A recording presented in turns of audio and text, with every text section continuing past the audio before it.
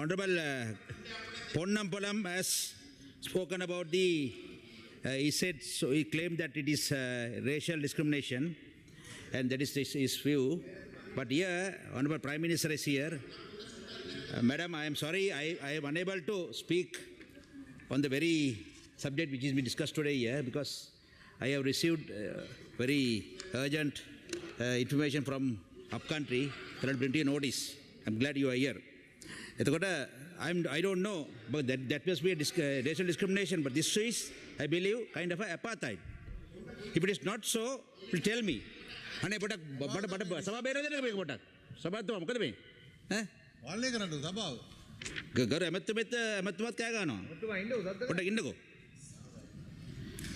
இன்று தித்வா பேரழிவுக்கு பிறகு மலைநாட்டிலே இன்று வாழ்கின்ற மக்கள் திக்கத்தெரியாக காட்டியிருப்பதாக தெரிகிறது.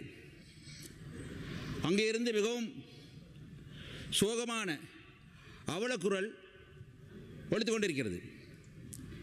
ஜனாதிபதி அவர்கள் இங்கே வந்து பாராளுமன்றத்திலே பெரிய ஒரு நிவாரண பட்டியலை வாசித்தார். சந்தோஷமாக கேட்டுக்கொண்டிருந்தோம்.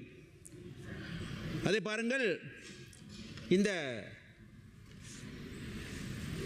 மக்களை பொறுத்தவரையிலே அங்கே வெள்ளத்தால் மண்சரிவால் பாதிக்கப்பட்ட மக்களுக்கு வீடுகள் சுத்தப்படுத்த 25,000 தருவதாக சொன்னார். பாடசாலை மாணவர்களுக்கு திருச்சியிலிருந்து 15,000 ரூபாயும் ஜனாதிபதி நிதியத்திலிருந்து 10,000 ரூபாயும் ஒட்டுமொத்தமாக 25,000 ரூபாய் தருவதாக சொன்னார்.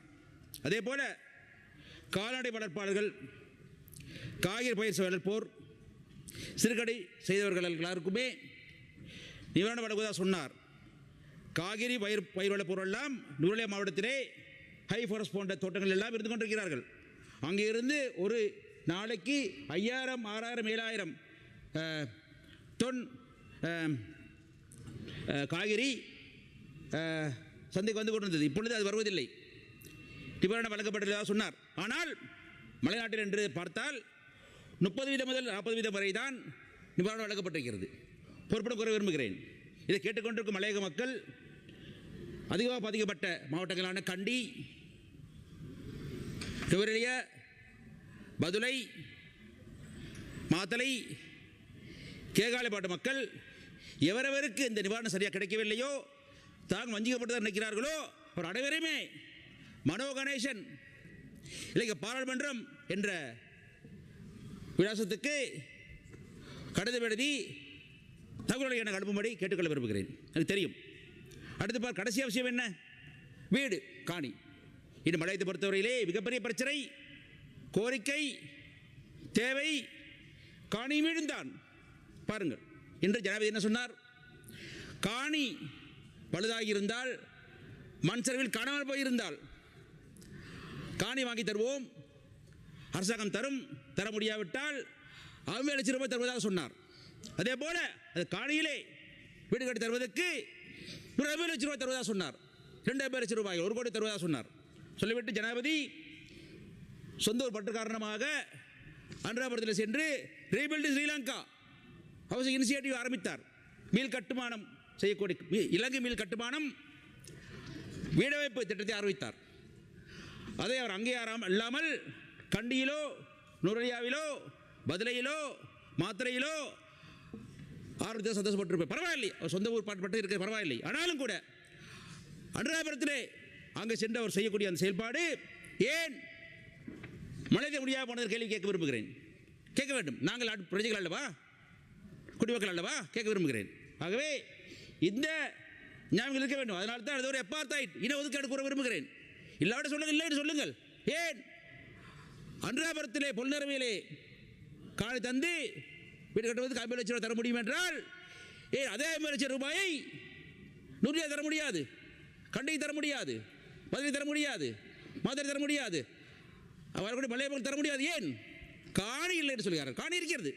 ஜனாதிபதி அவர்களை பாராளுமன்ற வளாகத்திலே கடந்த 2 வாரத்துக்கு முன்னாடி சந்தித்தேன். கேட்டேன், ஜனபத்துவனி அப்போ ஜனதாவுக்கு இடப்பிரதம் கரண்ட என் முகத்தை கூர்ந்து பார்த்தவர் கேட்டார், இடம் கோயிது பண்ண தீயன்னு. நான் சொன்னேன், எடுத்து தீரவான், பத்து தீரவான் கண்ட தோட்ட காணிகள் அரசு சொந்தமானது. நீண்ட கால குத்தகைக்குத்தான் தனியார் கம்பெனிகள் வைத்து கொடுக்கப்பட்டிருக்கிறது தவிர அது சொந்தமானது. அரசு நினைத்தால் கொடுக்கலாம். கடந்த வாரம் பாருங்கள், எனக்கு ஞாபகம் இருக்கிறது, என் நண்பர் சுச்சந்தி பெரரா ஹால்கோல் அவரது கேகாலை மாவட்டத்தில் இருக்கக்கூடிய எட்டியாந்தோட்டையில் இருக்கக்கூடிய தொகுதியில் இருக்கக்கூடிய அந்த மக்களை பற்றி பேசினார். காணி பிரச்சனை இருக்கிறது, காணி தரமாட்டேன் என்கிறார்கள். அவர்களே பேசாமல் அப்படியே தோட்ட முகாமையாளர்கள் மட்டும் தள்ளிவிட்டு போனால் அரசு பொறுப்பில் விரும்புகிறார். அரசு பொறுப்பு இருக்கிற அரசாங்கத்துக்கு பொறுப்பு இருக்க வேண்டும், நாட்டு பிரஜைகள். ஆகவே வீட்டு கேட்க விரும்புகிறேன் பிரதமர் அவர்களே, அனுராதபுரத்துக்கு புலனறுவைக்கு ஏனைய பகுதிகளுக்கு வாழக்கூடிய மக்களுக்கு, திட்டோ பேரவளால் பாதிக்கப்பட்ட மக்களுக்கு காணி தந்து 50 லட்சம் ரூபாய் பணத்தை செலவழித்து கட்டித்தர முடியும் என்றால், வீடு கட்டித்தர முடியும் என்றால், அதே சலுகையை, அதே உரிமையை, அது சந்தர்ப்பத்தை, வாய்ப்பை, அவகாசத்தை மலையில் வாழக்கூடிய மக்கள் தர முடியாது கேட்க விரும்புகிறேன். சொல்லுங்கள்.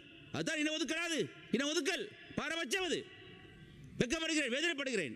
இங்கே என்னோட சேர்ந்து இருந்து, எதிர்கட்சியில் இருந்து என்னோட சேர்ந்து நான் கொண்டு வந்த மலை மக்கள் தொடர்பான முழுநாள் பிரேரணையிலே நான் முன்மொழிய வழிபடுந்தவர் தான் අnder කොරසානායක. ගරු මන්ත්‍රතුමා විනාඩි 2යි.